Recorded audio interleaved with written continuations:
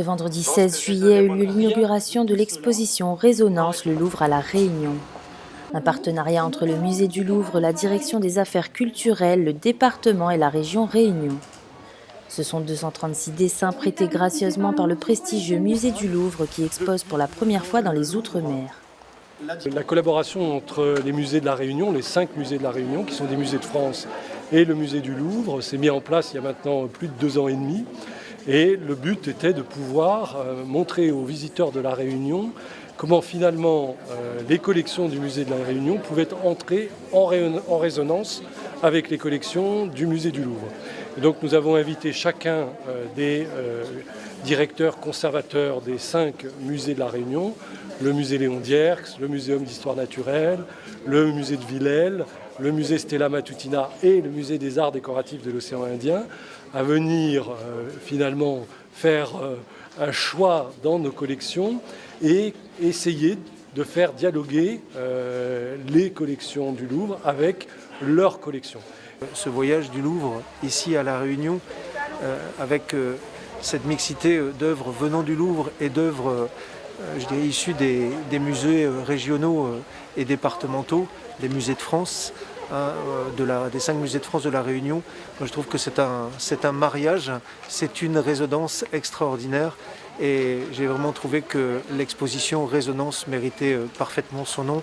C'est vraiment un beau symbole que nous vivons aujourd'hui à la Réunion. Pour le président du département, il s'agit là d'une opération de démocratisation de la culture. C'est un moyen aussi pour nous de lancer une opération de démocratisation, je dirais, de la culture, parce que ici même, des marmailles, près de 3000 marmailles de la Réunion se sont inscrits déjà pour visiter donc cette exposition. Le département participe à cela, la région aussi. Nous voulons faire en sorte que, alors même qu'il y a cette crise sanitaire, qui nous pénalise, qui rend le monde culturel parfois inaccessible, eh bien nous voulons aller vers les Réunionnais en leur proposant ces belles œuvres venues de Paris. Une exposition exceptionnelle qui a nécessité des aménagements pour la Réunion qui se trouve en milieu tropical. Il a fallu évidemment gérer au plus près les conditions d'hygrométrie, les conditions de luminosité dans les musées. Nous avons fait suivant les normes qui sont celles des règles de l'art, en lien étroit avec le musée du Louvre. Nous savions déjà le faire. Hein. Nous avons 3 musées qui sont labellisés Musée de France, qui conservent des collections qui sont très, très fragiles, mais nous avons été encore plus pointus, plus exigeants s'agissant d'œuvres que nous accueillons et pour lesquelles nous ne devons prendre aucun risque. L'exposition Résonance sera visible dans les 5 musées de l'île jusqu'au 15 octobre prochain.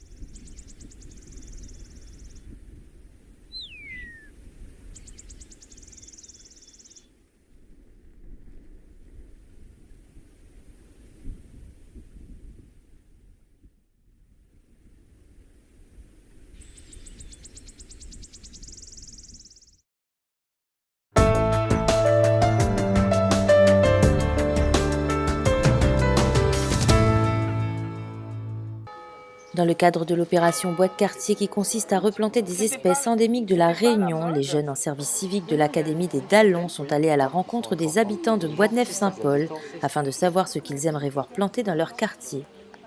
On vient voir les gens pour poser des questions, pour savoir ce qu'eux-mêmes on veut eux-mêmes.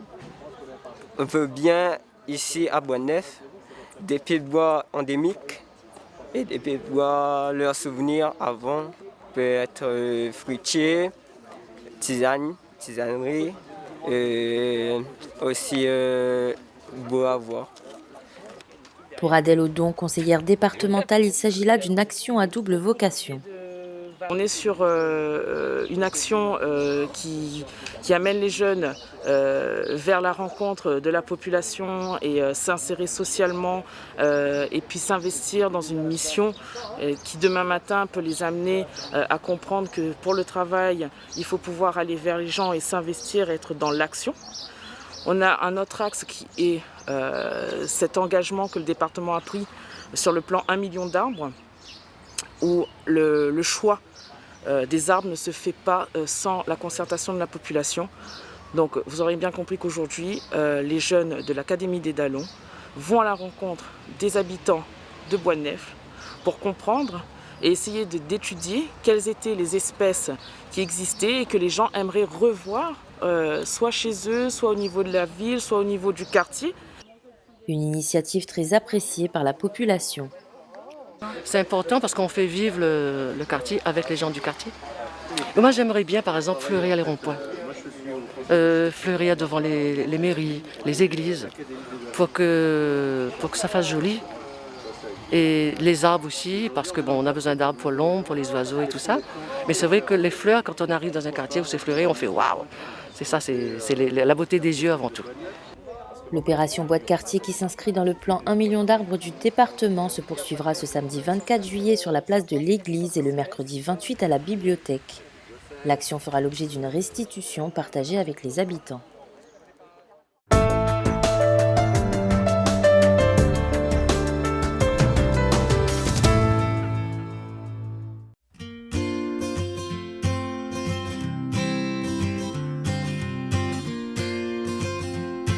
Vous êtes dans la forêt de Montverléau, donc sur la commune de Saint-Pierre, pour vous présenter une opération de restauration écologique pilote donc, sur cet espace naturel sensible du département.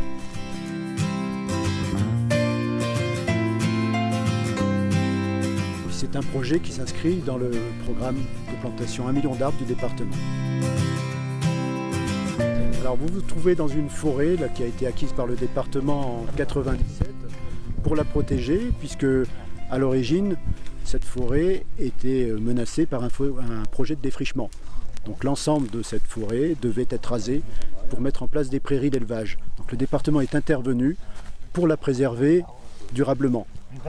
Malheureusement, dans cette forêt primaire qui est inscrite au patrimoine mondial de l'UNESCO, vous avez une enclave d'anciennes friches de prairies dans laquelle on se trouve actuellement, dans laquelle vous avez des espèces exotiques envahissantes qui petit à petit vont proliférer, se développer, puis envahir la forêt environnante et risquent de la détruire. Donc on intervient sur cette friche qui fait environ 6 hectares pour cicatriser en fait le milieu, c'est-à-dire qu'on va reboiser cette prairie avec des espèces indigènes pour refermer le milieu, pour refaire une peau si on veut et permettre à la forêt de s'installer. Et à terme on aura donc reconstitué la continuité écologique de tout le massif qui s'étend depuis la plaine des Grecs jusqu'à Notre-Dame de la Paix, sur 800 hectares. Alors pour ce projet qui fait 6 hectares, là nous en sommes à la phase des essais préliminaires, des essais de mécanisation et de plantation. Pourquoi ? C'est parce qu'il y a des incertitudes par rapport au sol, par rapport au climat, par rapport aux espèces qui vont tenir ou pas tenir. Donc avec l'équipe de la SPL, on fait des essais de plantation en ligne à la mécanisation, après gyroboyage, et on va encore faire des essais de plantation en ligne avec un pic à canne, c'est-à-dire qu'on va faire un sillon et on va planter dans le sillon. Pourquoi ? Parce que lorsqu'on plante un arbre qui coûte 10 €, il faut dépenser 40 € à 50 € pour en assurer l'entretien. Sinon les espèces invasives vont se développer, puis finalement vont finir par étouffer l'arbre et le tuer. Mais cet entretien coûte très cher.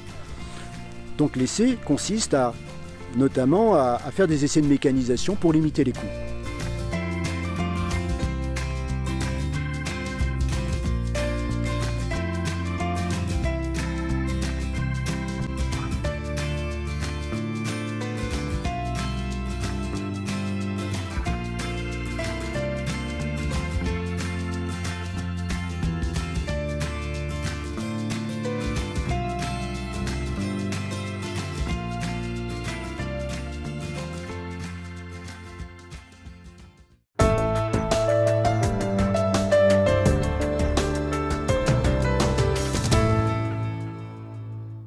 Le vernissage de l'exposition Histoire des hommes et des espèces à La Réunion s'est déroulé ce 6 juillet à Mascarin, jardin botanique de La Réunion.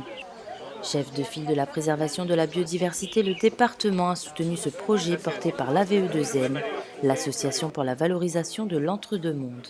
On voulait à travers cette exposition effectivement rappeler ce qu'était La Réunion il y a 300 ans en arrière, ce qu'est La Réunion aujourd'hui et surtout passer un message d'alerte pour l'ensemble des acteurs du département et notamment la population, pour dire effectivement il y a eu beaucoup de mal qui a été causé, mais aujourd'hui on a encore de la chance d'avoir encore des reliques de notre végétation d'origine. On a encore des espèces indigènes et endémiques précieuses qui n'existent qu'à La Réunion, qu'il faut absolument sauvegarder. Donc le message qu'on passe aujourd'hui, c'est qu'on se mobilise tous, et notamment la population, qu'on tire tous dans le même sens pour réussir effectivement à combattre ces espèces invasives et à sauvegarder nos espèces les précieuses qui nous restent, aussi bien pour nous que pour les nouvelles générations qui vont arriver. Le département nous a demandé une relecture critique en fait, et puis d'apporter aussi des éléments quand il y en avait, d'apporter de l'iconographie, donc apporter, que les informations qui soient dans cette exposition soient à la fois vulgarisées mais soient justes, qu'on ne véhicule pas des choses fausses, qu'elles soient le plus précises possible pour apporter une réelle plus-value à cette exposition. Le coût de ce projet de grande envergure financé par les fonds européens FEADER s'élève à près de 280 000 €, dont 75 000 € cofinancés par la collectivité départementale. Alors le département travaille déjà depuis plusieurs années avec l'AVE2M, qui est notre opérateur historique sur la partie valorisation et préservation de nos espaces. Ils nous ont proposé donc en 2019 une exposition à but pédagogique sur l'histoire de l'homme et des espèces. Et nous avons tout de suite dit oui, parce qu'il s'agit exactement du type d'action qui nous permet de sensibiliser au mieux tout type de public et en priorité les jeunes. Une exposition itinérante qui sera présentée dans une vingtaine de sites ainsi que plusieurs établissements scolaires.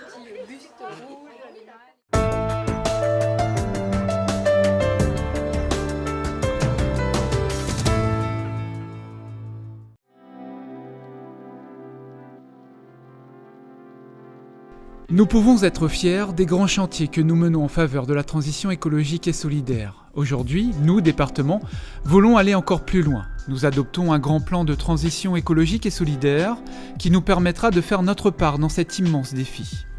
Face au dérèglement climatique, à la perte de la biodiversité, à la pression sur les ressources naturelles, face aussi à l'opportunité d'évoluer vers une société plus solidaire et plus sobre, le département s'appuie sur l'ensemble des Réunionnais pour trouver des solutions. 1067 propositions ont émergé de la concertation organisée en octobre-novembre 2020. Elles constituent aujourd'hui le socle de ce plan de transition, de la feuille de route du département pour contribuer plus et mieux aux défis du développement durable.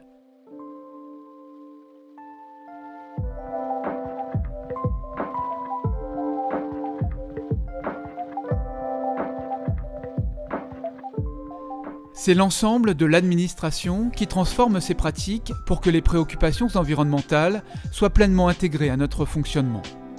Nous diviserons par 2 la quantité de déchets non recyclables générés par notre activité d'ici 2025.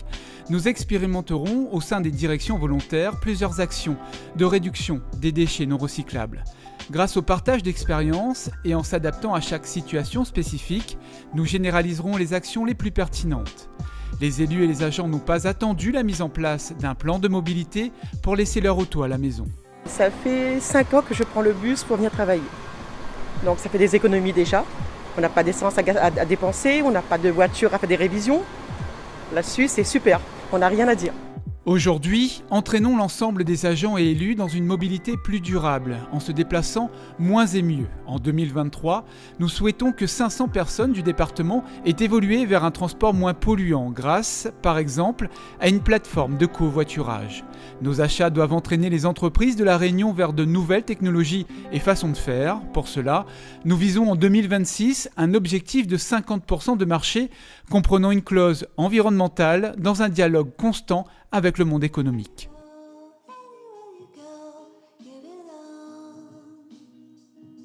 La nature et les paysages de nos cirques et remparts sont au cœur de notre identité.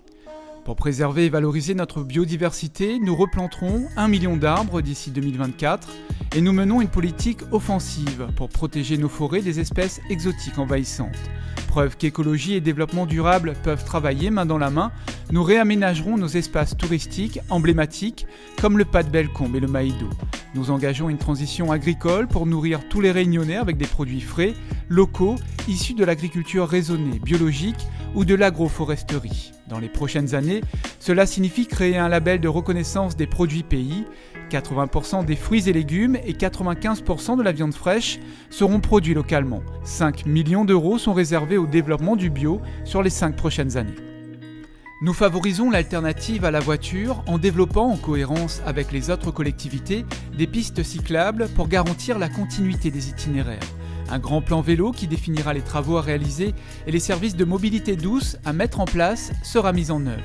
Nous adaptons notre réseau routier au dérèglement climatique et à l'intensification des cyclones grâce à la sécurisation de 156 radiers.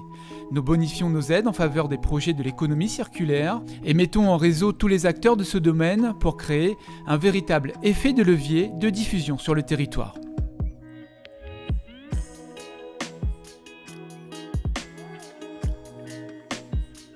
La transition écologique doit être solidaire. Elle nous associe tous pour que chacun puisse y contribuer, mais également qu'elle profite à chaque Réunionnais et Réunionnaise. Faire des économies en faisant de l'écologie, c'est possible, et nous le montrerons en proposant à nos publics des ateliers de confection de produits ménagers, de redécouverte des pratiques longtemps, de cuisine pour limiter le gaspillage. Nous associons tous les Réunionnais à ce grand mouvement grâce à un plan de sensibilisation qui intègre aussi les plus jeunes dans les crèches, établissements scolaires, établissements d'accueil d'enfants ou de jeunes adultes. Parce que nous ne pouvons rien faire seuls, nous mobilisons et appuyons nos partenaires pour développer des actions conjointes de transition écologique et solidaire.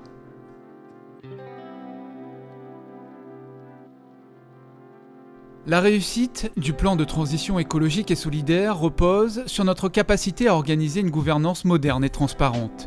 La gouvernance associe les citoyens, les élus, les agents, les partenaires publics et privés, tous ceux qui ont un rôle à jouer dans la transition. La gouvernance s'appuie sur des indicateurs régulièrement mis à jour et communiqués dans un espace dédié.